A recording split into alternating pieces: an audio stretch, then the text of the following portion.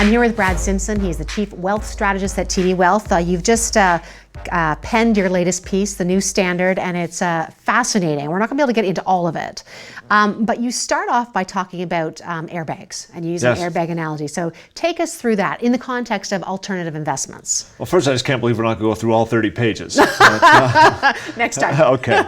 Well, really, the idea of this is the idea of this white paper was talking about portfolio construction and risk management. And the analogy we start out with is really the idea of if you purchased a car back in the early 1980s, and particularly if you bought a Mercedes, this was an expensive vehicle to own, and one of the features of that was the safety part of it. And airbags have been in development since early 1950s. But the first kind of mass-produced car was a Mercedes, and it was considered a luxury to have an airbag in a vehicle. Now, of course, that's astounding today, because if you go buy an economy car today, they have airbags on the side, they have them in the ceiling, they have them in the steering wheel. The analogy we were in is that there are all kinds of different so-called alternative investments, from absolute return strategies to real assets to private equity and private debt, that are considered alternatives, that are typically the domain of either institutions or ultra high net worth investors. And we're here to say that that the world has changed, the world has evolved, and we think that calling these investments alternatives doesn't make a lot of sense. We think they're actually the new standard. Yeah. And just like if the safety gear that you go and when you purchase a car today. Right, you wouldn't want your safety, your airbag to be an alternative, so same analogy here. Exactly. I pulled out a couple of charts from the piece that you put out, and I want to bring this one up.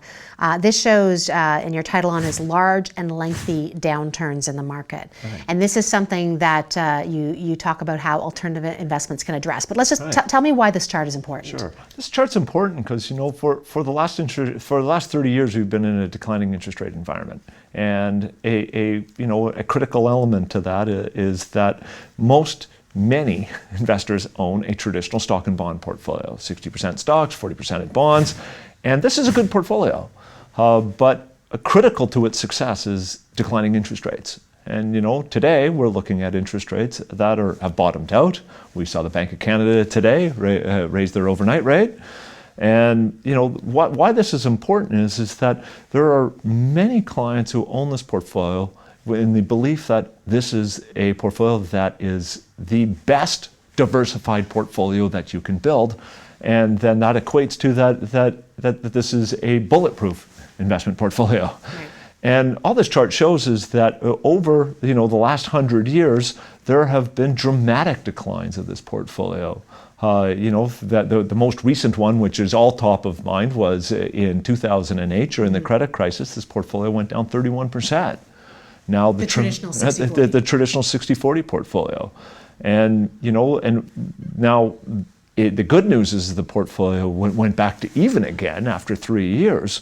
But the big thing that we'd like to point out is that a big part of that driver was a 10-year U.S. Treasury at that time was yielding 5.5%, and we drove that yield down to about 1.5% last year. That produced a lot of the ability for this portfolio to recapture its losses. Today we're looking at a very different interest rate environment. And so why we think this is so significant is that we don't believe that just having a portfolio built with stocks and bonds is enough diversification anymore. And that's what and we think that when the environment like we went through for the last 30 years was in place, this was a tremendous portfolio. But now we're moving into a new environment where we need to start thinking differently. You highlight here that, let's look to see what the big players are doing in the markets to understand what's out there. So let's bring up another chart here. This shows allocations on U.S. university endowments. And again, obviously, one of the key things with endowments or any investment is make sure don't lose money. Right. and where you're going to get your returns. And this is interesting because the composition here is showing that's 53% alternative strategies. Yeah, that really jumps out at you. And this is where the new standard all comes from. So this is, the analogy we talk about or the way we look at it is, you say, if you look at a university endowment, they have a really long-term time horizon. but they have immediate spending needs and they have long-term spending needs. Just like people. Right? Just like people. Yeah. And so when you look at an allocation like that and the breakdown where they have an awful lot of absolute return strategies there that aren't dependent on a positive direction for interest rates or aren't wholly dependent on a positive direction for equity markets. They have on average an allocation between 20 to 22% across 800 university endowments in the United States. Then, if you then look at their allocation to private equity and private debt, that adds up to almost half of the portfolio. And the reason that they've done this is that the drivers behind where they're getting their return is much like a lot of the risk factor things that we've discussed in the past. As they're looking for getting returns that have a different driver that are beyond being wholly reliant on a direction of an equity market or in a direction on interest rates going down. And that is a way of managing money that has really revolutionized how you allocate capital. When you take a look at within this chart here, we're seeing within alternative strategies. I mean, obviously there's different sleeves, so to speak, within it, but hedge funds, private capital, also real assets. We've talked a bit about some of them, but tell me a bit more about private capital and why that's interesting right now. Well, I mean, I think one of the things that's so when public markets could be public bond markets, public equity markets. They are more susceptible to the madness of crowds. Despite what the textbooks would tell you, markets aren't terribly rational all the time. And I think it's one of the long term, right? And it's one of those things in academia that have this view that markets and people that interact always in a rational way. But I think all the participants are well aware that's not so. And so the net result of that is that having a part of your portfolio that actually isn't part of the public marketplace, but part of the private marketplace, where that it's more prudently priced, it's more thoughtfully priced, there's more sober second thought, if you will. You're not picking up the whims of the crowd or the daily close of a market. And so there's a real stabilizing effect inside a portfolio there. So both on an equity point of view, where you're actually looking at what is this book value of this company and what is the value of it, or over looking at on the private debt side, where you could go out and invest in an investment grade portfolio of private portfolios, which is investment grade. You'll receive an increased yield of 1.5 to 2%, and the reason for that is because it's a little bit more illiquid. It's harder to get in and out. But if you're prepared, like an endowment is to say, well, I have my immediate needs and longer term needs, I'm comfortable with maybe having some of my money locked in for 5 or 6 years. Right. And you know what? I think many investors have been comfortable doing that with term deposits and locking them in that way. And I think that's not that same sort of mentality. If I'm going to put it away and forget about it, I think adds a real benefit to a portfolio. I want to bring up another chart here you have, and taking a look at, again, one type of alternative investment. You've got real assets versus traditional assets, and you've got something here called the pain index, which I wouldn't mind talking about. The pain index. Yes.